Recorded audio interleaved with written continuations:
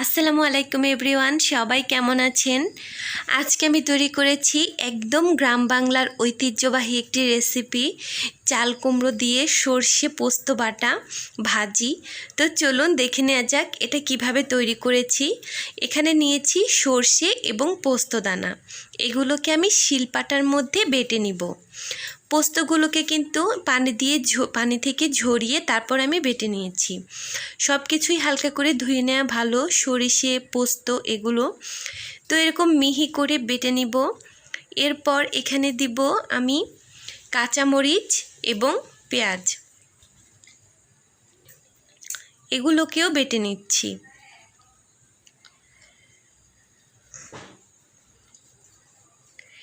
যে কোনো বাটাবাটির রান্না কিন্তু খেতে আমার কাছে বেশি মজা লাগে।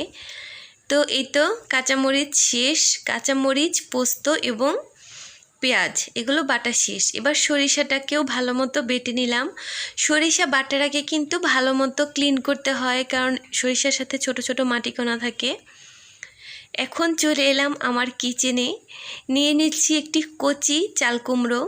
এই চাল কুমড়ো কিন্তু একটু কচি হলে ভাজাটা খেতে বেশি ভালো হয়। বাজার থেকে আনলে তো আর এত কচি আনা সম্ভব হয় না, তারপরেও যতখানি সম্ভব হয় ততখানি আনা ট্রাই করবেন। এবার একটি পটেটো পিলার দিয়ে আমি এটাকে ছিলে নিচ্ছি। এখন এটাকে স্লাইস করে নিব। আপনারা যদি চান তাহলে আপনাদের পছন্দ মতো সাইজেও এটাকে স্লাইস করে নিতে পারবেন। আমি এটাকে একটুখানি রাউন্ড শেপ রাখবো এবং অল্প কয়েকটা রাখবো হচ্ছে এরকম ডুমডুম করে।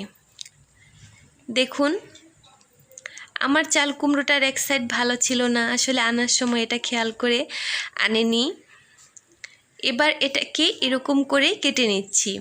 খুব বেশি মোটা করার দরকার নেই এবং খুব বেশি পাতলা করারও দরকার নেই। একদম একটি হাফ ইঞ্চির মতো করে এটাকে কাটলেই হবে। দেখুন, এই সাইডটা আমি ফেলে দিচ্ছি।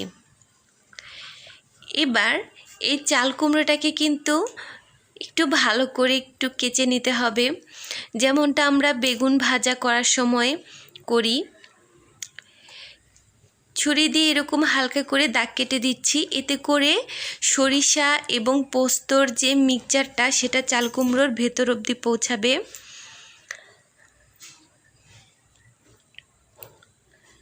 এই তো এরকম করে ভেতর পর্যন্ত দাগটা করে নিচ্ছি।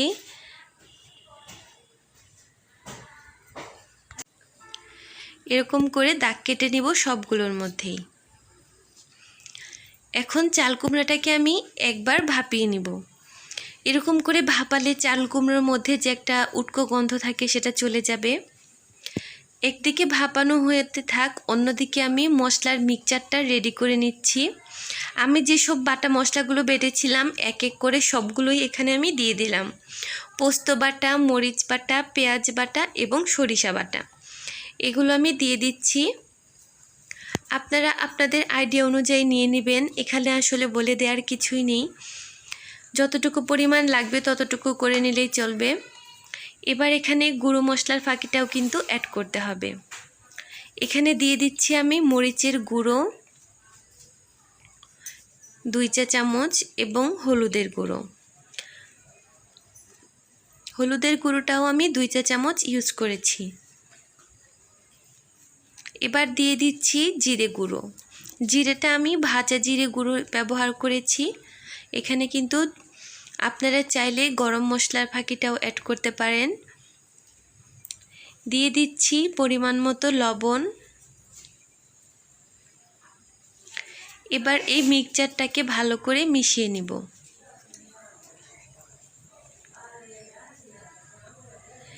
এখন ভাপানো চাল কুমড়োগুলো ঠান্ডা করে তারপর এই মশলার সঙ্গে মেখে নিতে হবে। এই তো, এটাকে কিন্তু একবারে গলিয়ে ফেলা যাবে না, একটুখানি ভাপিয়ে তারপর এটাকে শুকিয়ে নিতে হবে। তারপর এই মিক্সচারটা এরকম করে এর উপরে মেখে নিতে হবে।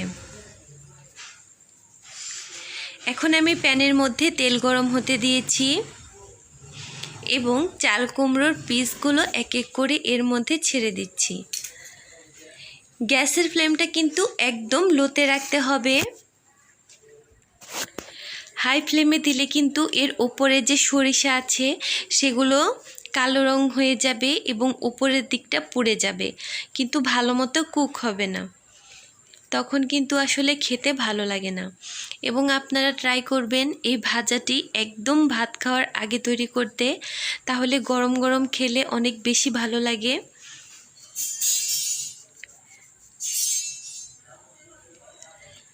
এক সাইড হয়ে এলে এরকম করে আমি সাইডটি উল্টে দিব।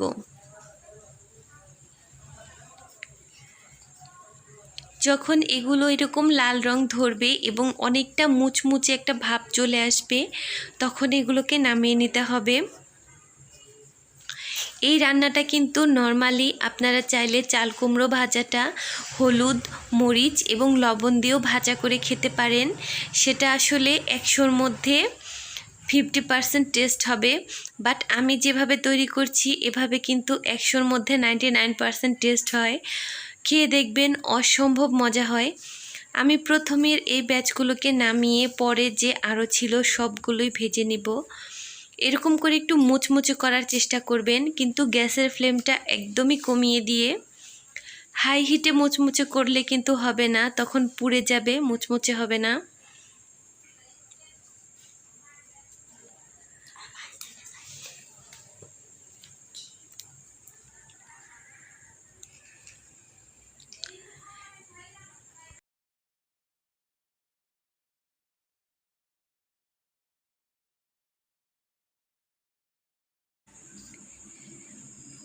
এরকম করে এক এক করে আমি সবগুলো ভেজে নিচ্ছি।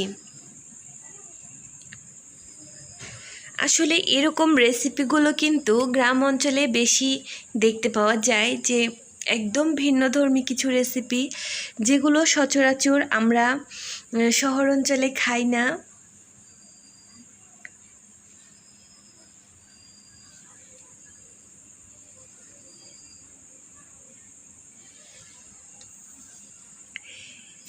তো এগুলো আমার হয়ে গেছে, দেখুন এক এক করে সবগুলোই আমি ভেজে নিয়েছি।